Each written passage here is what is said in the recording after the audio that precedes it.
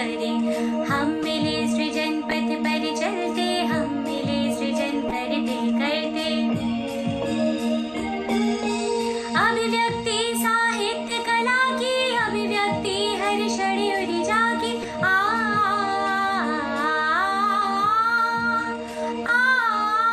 अभिव्यक्ति साहित्य कला की, अभिव्यक्ति हर क्षण उड़ जागी। चेतन है कण रोम रंध्र सब, चेतन है कण रोम रंध्र सब। आओ सृजन करें, आओ सृजन करें, आओ सृजन करें, आओ सृजन करें।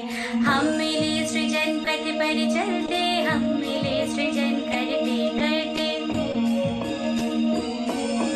सृजन करे मिले विश्व शांति का, सृजन करे मिले मानव हित का। सृजन करे मिले विश्व शांति का, सृजन करे मिले मानव हित का। सृजन करे रुचि कौशल सुनीति का। आओ सृजन करें, आओ सृजन करें, आओ सृजन करें, आओ सृजन करें। हम मिले सृजन पथ पर चलते, हम मिले सृजन करते करते। आत्मा की शक्ति अनंत है, आत्म चेतना भर कर स्वर में।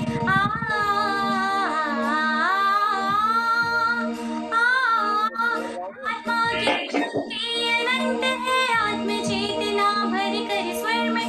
अपने को जाने पहचाने, अपने को जाने पहचाने। आओ सृजन करें, आओ सृजन करें, आओ सृजन करें, आओ सृजन करें।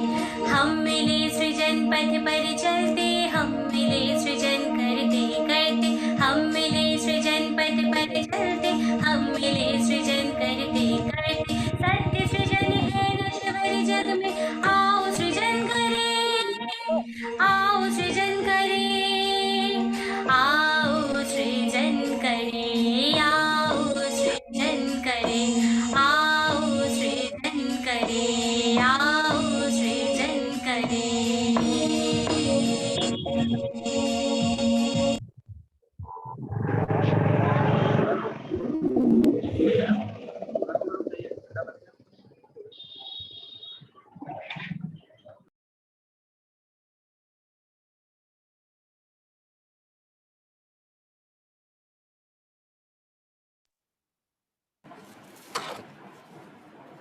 So, very good evening to one and all.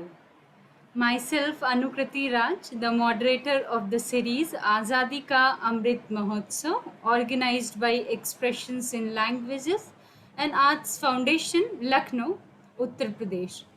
On behalf of the foundation, I take this privilege to extend my heartiest greetings to the speaker this evening, Ms. Bhavya Arora ji, and to all my dear friends and participants who have joined us. तो भाषा साहित्य और समाज काव्य पाठ चर्चा एवं संवाद के इसी श्रृंखला में आगे बढ़ते हुए हम आज़ादी का सफ़र expressions in languages and arts foundation के संग today among us we have a very dynamic and a very young scholar, Ms. Bhavya Arora. So before inviting Ms. Bhavya, I take this opportunity to briefly introduce the speaker, before the audience. Bhavya Arora is a PhD scholar at Dr. Ram Manohar Lohia National Law University, Lucknow. She's working on moral complexities and dilemmas in Vyasa Mahabharata, literary and legal perspectives. She has pursued her BA Honours English from Shahid Bhagat Singh College, University of Delhi, and was awarded scholarship certificates of merit and the Shahid Bhagat Singh Gold Medal in her honours degree. This was followed by Masters in English from Indraprasth College for Women University of Delhi. To foster academic learnings and writings, she had published several research papers and attended seminars and research methodology workshops. Bhavya has a keen and underlying interest in the Mahabharata, which led her to pursue 3 courses from the Oxford Center for Hindu Studies, which are the Ramayana and the Mahabharata, Women in Hinduism, and Dharma, Truth and Justice. She has recently been awarded the Jawaharlal Nehru Scholarship for her research on the Mahabharata. So, today Miss Bhavya would be sharing her views on the topic Mahabharata, representations and discussion on India's colonial and post-colonial struggles. So over to you, Bhavya. This platform is all yours.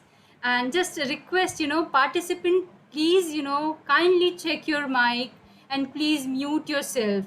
That creates a lot of disturbance in between. So it's just a suggestion to please check your mic.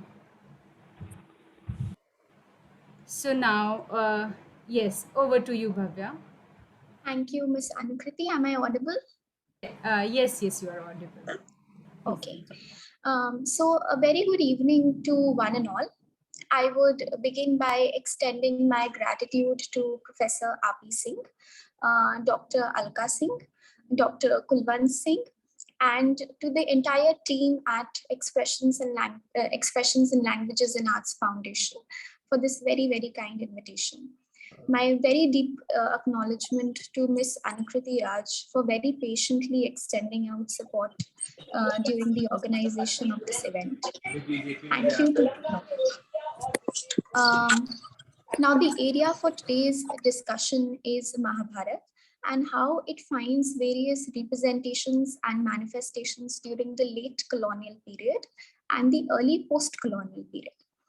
Now, if we read the literature which was produced between 1910 to 47, and I specifically take 1910 as the beginning date because that was the year in which Jayadratha Vad was published, we come to understand that there has been a renaissance of Hindu mythology during the late colonial period. And in doing so, the Mahabharata, which stands tall as one of the 2 greatest Indian epics, it transfers from becoming a mere mythology to a historical account of the nation's glorious past. And how it does that, we will see in today's session. Now, it's not a novelty to say that India has been very fertile in its attempt to say old wine in a new bottle. What we basically mean by this phrase is that India has been a very active participant in reimagining and reappropriating the 2 Indian epics, the Mahabharata and the Ramayana, which has been extremely exhaustive and extremely vivid. And there has been a lot of research which has been done on this, on these 2 Indian epics. But scholars are of the opinion that while there has been an in-depth interest in these 2 texts, a fresh lens to view it can be to see it as a nationalist text, and specifically the works which came out as representations of the Mahabharata during 1910 to 1947. So we come to understand how this text of the Mahabharata, its various characters, its themes were appropriated to fit models of the late colonial period. And what were these models of the late colonial period? These were models of resistance. These were models of identity building, nation building, of constant questioning, and of constant challenges. Now, in this regard, we have many scholars who have done a lot of work. But there is a very significant scholar by the name of Pamela Hotspiece. Her work is freely available on JSTOR. If somebody has an insight into the Mahabharata, they can go ahead and read that. So what she has done a major contribution wherein she notes that the Mahabharata and later on the Ramayana also, it transfers from becoming an epic history and then it is modeled into a national history of the nation. And this surge of interest in the mythic lores was so exhaustive and it was so vivid that it was appropriated with several nationalist themes. And there were umpteen pieces of writing by specifically Hindi writers that came to be evolved. Now, so intense was this period of writing that the literature that emerged from this period came to be known as Puranic literature. Now, Puranic literature, first of all, it is completely in contrast, say, to Samajic literature, which is social, or historical literature, which is Aitihasik. And more significantly, Puranic here does not essentially relate to something which is very old and therefore something which is very untrue. It refers to these ancient laws which serve as a reference point, as a reference text, because of their continued relevance. And so commonplace this word Puranic comes to be in the nationalist struggle that now scholars have started to use it interchangeably with the term mythological. Now, all this literature that was coming in between 1910 to 47, they have very typical storylines of, say, brave and glorious warriors. They are fighting some form of evil, some form of an oppression. But all of this is very allegorical to the colonial oppression. And when we speak of colonial oppression here, we are speaking more of a physical and a geographical oppression rather than a cultural and an intellectual oppression. And when we have an image of colonial oppression in India, it is not surprising to note the Mahabharata, because the Mahabharata in itself is a story of a land which was unfairly lost and then it was valiantly regained. And this is very, very analogous to the colonial situation. And therefore, the Mahabharata becomes a key text. It becomes specifically significant from an array of literary texts that the Indian literary tradition has to offer, because it best represents any form of a struggle. It best represents any form of an oppression, and then a consequent liberation from that bondage. What it also did was to provide a reference point, because it was treated as a quasi-historical text. It depicted continued elements of violence from the Vedic age to the modernist times. And it also provided the modern man with the tools and the means to understand the present, that whatever was happening in the past can also happen in the present, but the modern man now has the means to counter that situation, to understand that situation a little better. That is what history does to us. It provides us, the Mahabharata is also providing us with an alternative nationalist history. It is providing us with a powerful sense of a nationalist identity at a moment which was very crucial. It was a moment of intense cultural and political turmoil, struggle, and identity building.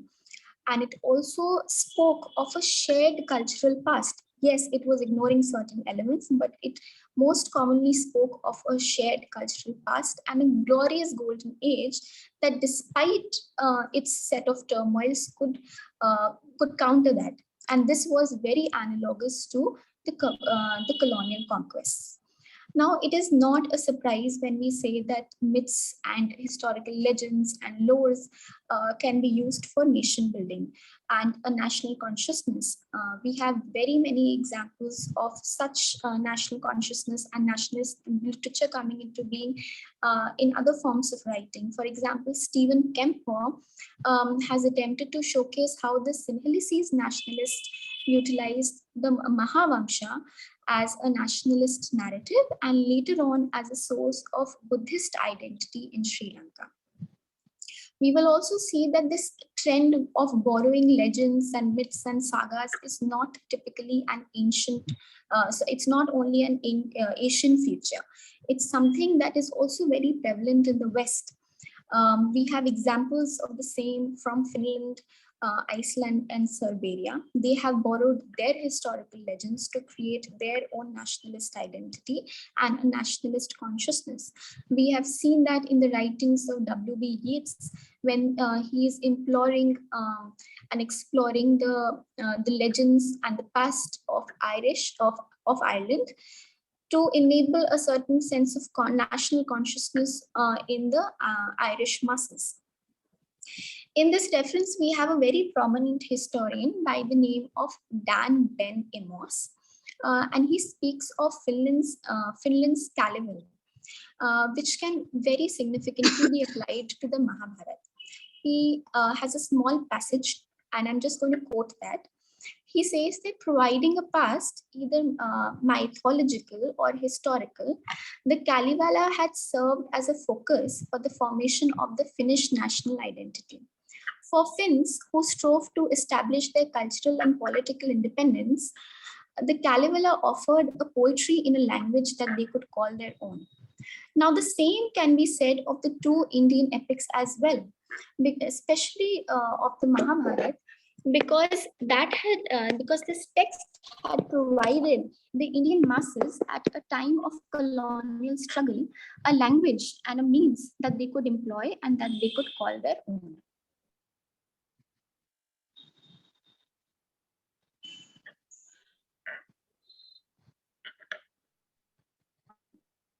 Trend of creating nationalist identity from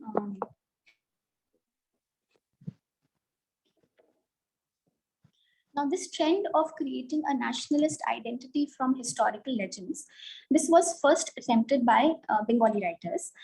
We have examples such as Girish Chandra Ghosh, we have Madhusudan Dutt, and then we also have Tagore. But what it most significantly did was that it was later adopted by the Hindi writers, and they adopted it in both thought, spirit, and in word. And they wrote a lot of Puranic poems, a lot of Puranic plays, but with a nationalist purpose. And the general message of this literature was basically devotion and duty to motherland. So much so that the nation or the idea of Mathrubhumi came to be seen as a goddess in itself. And we have seen many images of India as a nation, as a warrior goddess in many cultural productions. Now, even within the Mahabharata, not everything was utilized for raising a national consciousness. There were certain themes and certain characters which were preferred over the other.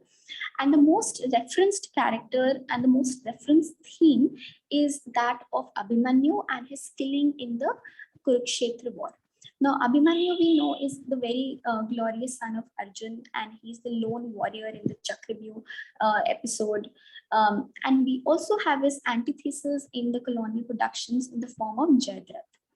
Now, in Hindi literature, we have a very significant piece of writing. It is called as Jayadratha Vad, published in 1910 by Maithili Saran Gupta.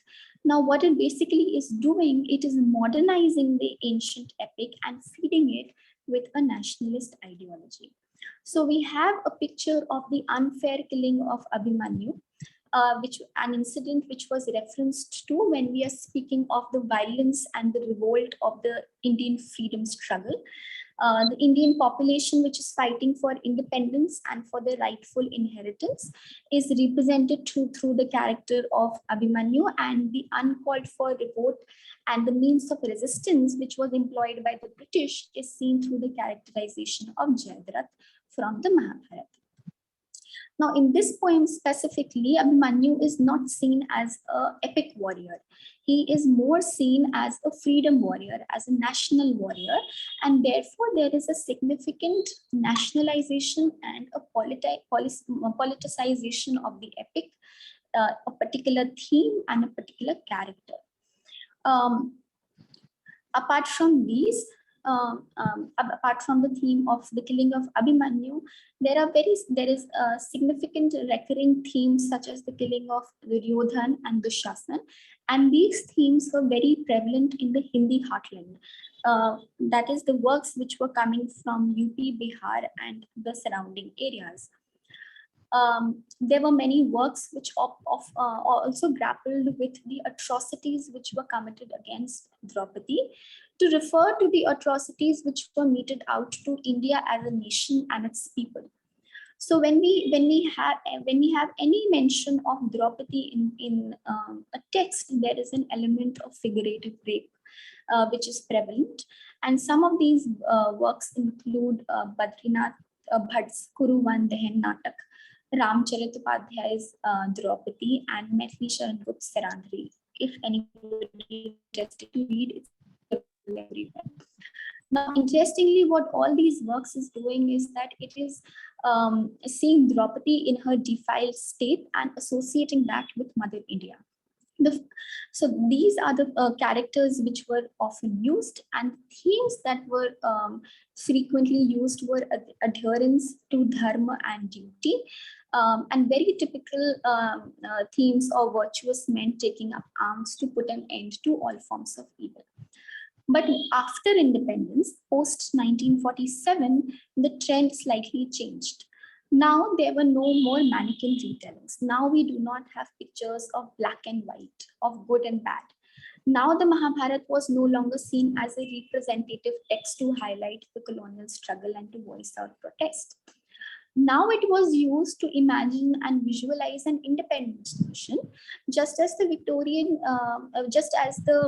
victorious army had done after the 18-day war, the Pandava army had done after the 18-day war. So there has been a shift from the celebration of the glorious past to now critiquing it, critiquing the times that they were occupying.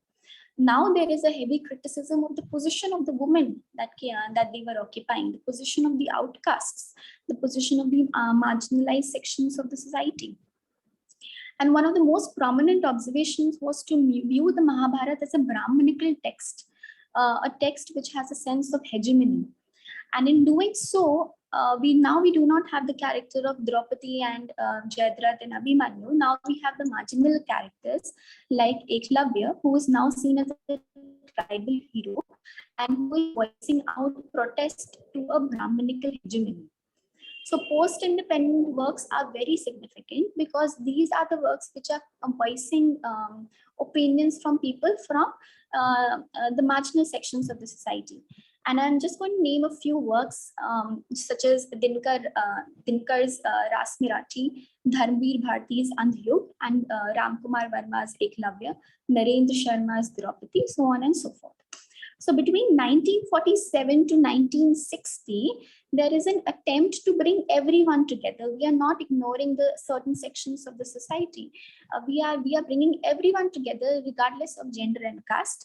And now the female characters like Gandhari and Draupadi, they have stronger voices of protest. And so does the marginalized sections of the society. Now this is till 1960. But apart from this, there has been a very significant representation of the Mahabharata, which we are all very, very familiar with, which is through the B.R. Chopra's Mahabharata, the televisual Hindi Mahabharata, which was televised every Sunday on Doordarshan. And Professor James Hegati has analyzed this as one of his case studies in a lecture that he had given at the Oxford Center for Hindu Studies. What he says is that this rendition, this B.R. Chopra's Mahabharata, is basically doing, what it's doing is bringing together the religious and the political dimensions of the text. So now the televisual Mahabharata was, which was popularized. First of all, it was made incredibly popular because it was screened on a Sunday morning. It was screened at 9 a.m. in the morning on a nationalist channel. And therefore, the agenda was very, very clear. It was drawing in audiences of, say, over 1 million views every Sunday. So this rendition is basically aligning the Mahabharata story with the history of India and the modern Indian nation state. And it achieves this by commencing the televisual Mahabharata with the reign of Bharat. Now, Bharat is, we know, he receives a very sparse treatment in the Sanskrit original Mahabharata, but here he is made as a reference point. So the narrator of the televisual Mahabharata, he says that the nation is named after Bharat. So we see how there is an attempt at politicizing the entire epic. There is a significant use of pronouns because we have a presupposed audience in mind, which is the Indian nationalist constituency. And therefore, we are aware that there is a nationalist consciousness which is running into the making of this rendition. There are implied political dimensions as well, because it is using very political terms such as democracy, Loktantra, Prajatantra, Rashtra, which means nation, parampara, tradition of the Indian national past, and Matrabhumi, which is motherland. And all these terms are used as synonymous with Bharat. Now, the other significant terminology that it's constantly referring to is itihas and kavya. Now, itihas is a recurring term because it depicts the history of the nation as a nation state and for the Mahabharata itself. So now, the Mahabharata has now conveniently transmuted from being an epic which was read in the old times to a grand epic of the nation itself. The key characters and the events are presented as reflective of the falling away of the nationalist national tradition of democracy. And in one of the episodes, Bharat is seen as a flower of democracy. Now, why is he called as a flower of democracy? It's because he nominates Bhumanyu as the crown prince ahead of his own son, whom he considers a little less worthy. So this act of nominating Bhumanyu is seen as a photo experiment of which emphasizes worth over birth. So there is a significant element of when we talk about of B.R. Chopra's Mahabharata. More importantly, the allegorical dimension of the partition of the ancestral land between the Kauravas and the Pandavas into Hastinapur and Indraprastha. It is seen as the partition of the Indian subcontinent into India and Pakistan, and so on and so forth. So the ideas of democracy and nationhood, they are naturalized and they are made authoritative by projecting them into a past and stating how the values of history and mythology are transcendental in their nature. So what we conclude is that whether we realize this or we don't, it remains a fact that in India, we still stand under the spell of the Mahabharata. That is a very significant statement which V.S. Sudhankar had made, because it is a dateless and it's a deathless poem. And it's forming a very, very strong link between the past and the present as in when we want to read it. So that is all for today. Anukriti, can you take it up?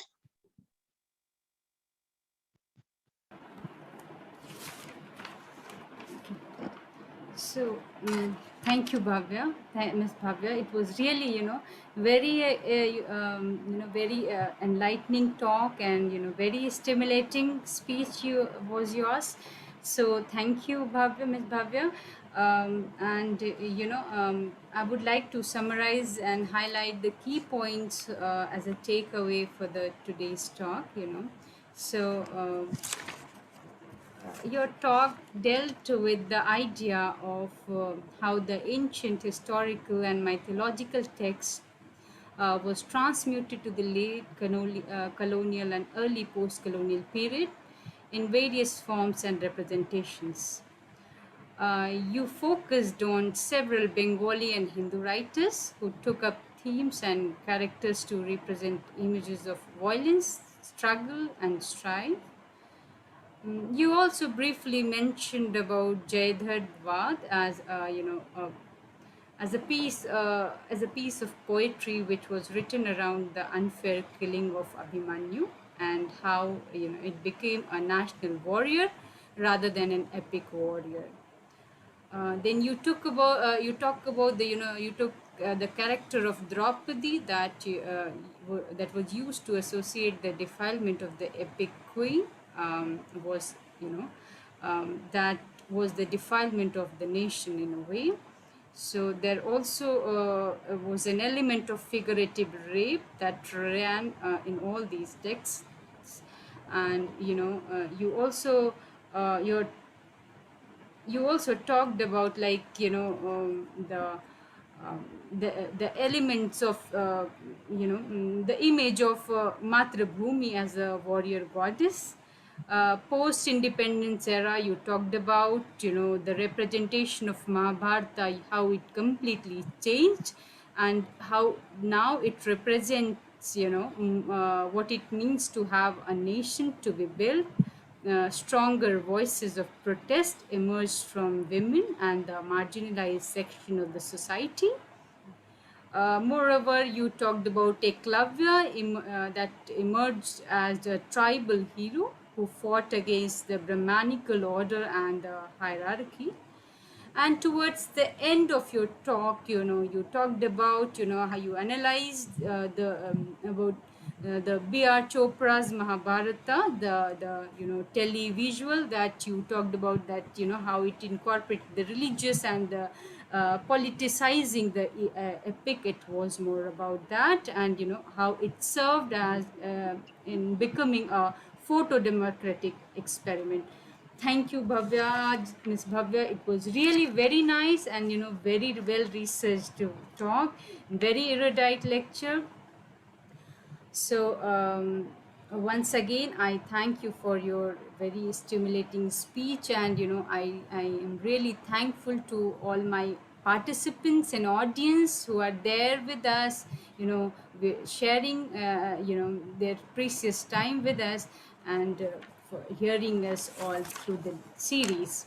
Thank you, dear participants, and thank you one and all. So now as I could see that time is only, we are to wind up the session now. So again, we would be meeting tomorrow at same time at 6:30 p.m. for another talk. And for the time being, मैं foundation की तरफ से आप सभी के लिए आभार गीत प्रस्तुत करती हूँ.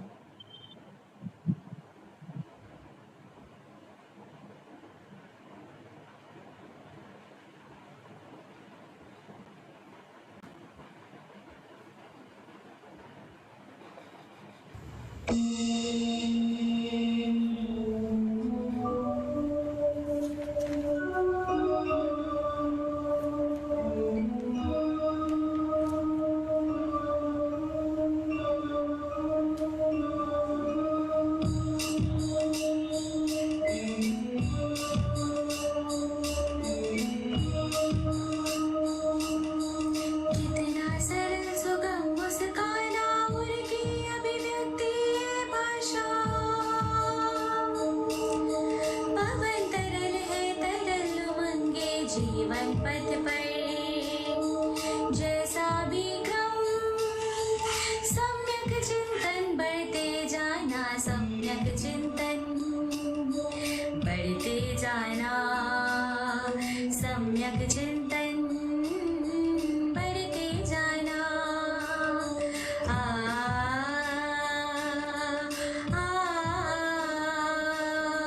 सम्यक चिंतन दृष्टि हमारी और सुगमता ध्येय हमारा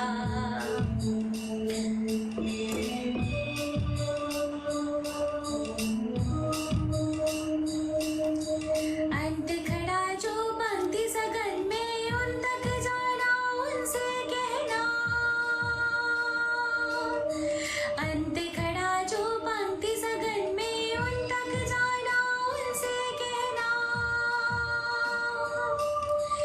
इस पद पर जो मिले हृदय से धन्यवाद आभार आपका धन्यवाद आभार आपका धन्यवाद आभार आपका.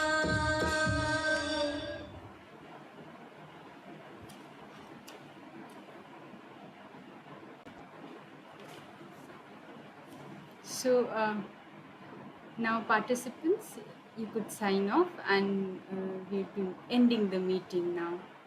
So thank you once again. Thank you everyone. Tomorrow again we would be meeting at the same time. It's okay. So I'm closing the session here.